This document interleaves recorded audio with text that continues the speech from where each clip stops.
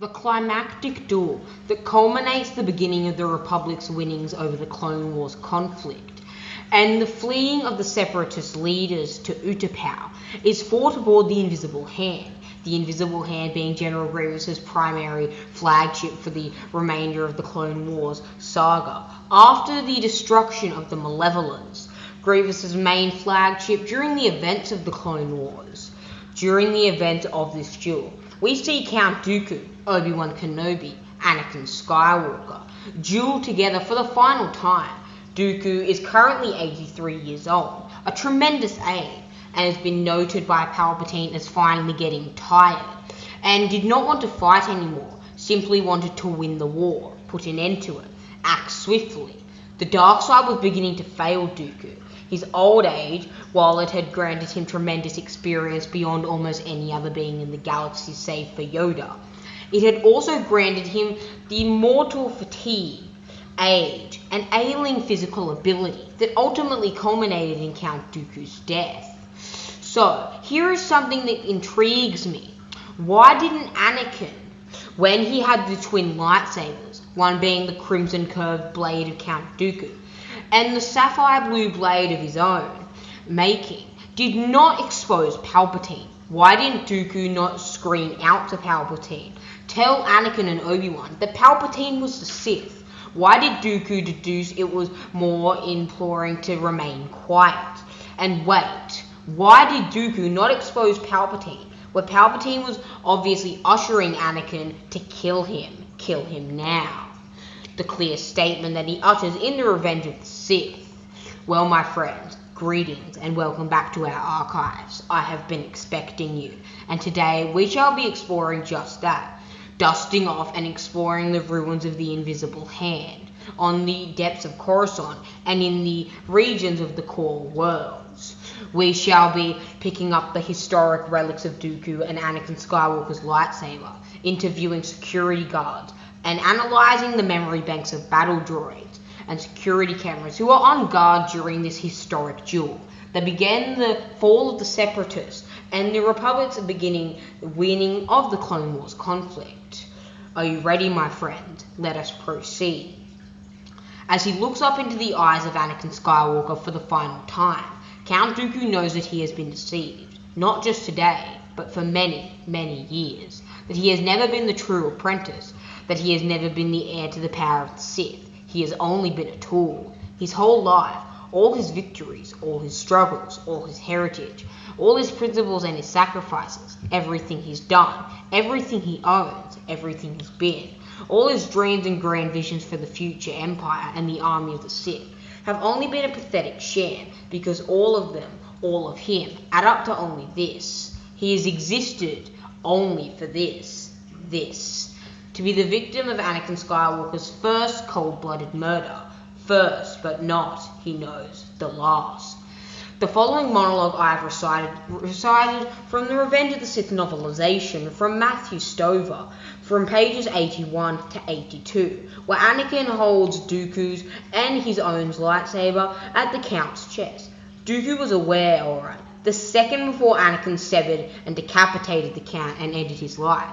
Palpatine had orchestrated the stage, acting as a puppet master. Dooku was just too intelligent, too noble. He did not believe that Palpatine or anyone could ever manipulate him, and it ultimately led him to his death. He had convinced Dooku it was just another act in the play, Grievous kidnapping the Supreme Chancellor and holding him captive aboard the Invisible Hand. The Jedi eventually coming to his rescue, and Dooku meeting them, eventually, after giving them a good duel, surrendering and being taken captive, able thereafter to negotiate an end to the war with the Supreme Chancellor, allowing the CIS, standing for the Confederate Independent Systems of Victory, that could not claim on the battlefield. It was, as the book notes, a trap, but the Jedi were not the targets of the trap, but the bait. Dooku was the target, a piece on the board that has been valuable to Palpatine, a bishop, or possibly even a castle. However, he was just a piece to be moved around, and now Palpatine needed that piece to be removed. He was the counterpoint to Grievous, controlled, refined, powerful, reasonable, and negotiable. Once Palpatine removed him from play, he could push the Senate to grant him further powers. The powers needed to stop the dangerous and brutal rampage of Grievous across the systems, who would prosecute aggressive war unrestrained by the more intelligent Dooku. Of course, the genius of it all was Dooku did not know he was a pawn to be sacrificed. He simply was too arrogant, too overconfident. He believed that his tenure as a Jedi Master, 60 years of Jedi training, 6 decades under the tutelage of the wisest masters, and becoming one of the greats of the Jedi, as believed by many, including Yoda, Ki-Adi-Mundi, and Mace Windu. Dooku believed it was impossible for him to be manipulated. He believed that nobody could stop him. He eventually believed that he, Sidious, and now reformed Anakin would be given an important spot in the new empire. However, he was deceived. Dooku believed he did not know he was a pawn. He believed he was a bishop, and he did not see it until the very end. He saw himself as a major piece, one that would shatter the board and the game if removed. He hadn't realised that Palpatine was only using him as a pawn to get to Anakin.